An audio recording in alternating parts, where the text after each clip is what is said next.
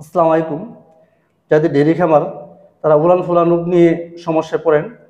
উলান কেন নষ্ট হয়, ফুলে যায়, এর কয়েকটি বিষয় আলোচনা করছি।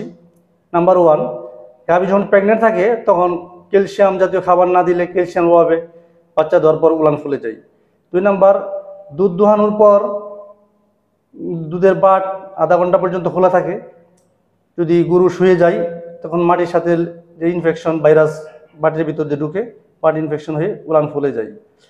তৃতীয়ত, দুধ যদি আপনি সম্পূর্ণ দুধ দোহন না করেন দিনের দুধ দিনে, পরের দিন দেখা যাচ্ছে এই দুধটা ইনফেকশন হয়ে উলান ফুলে যায়।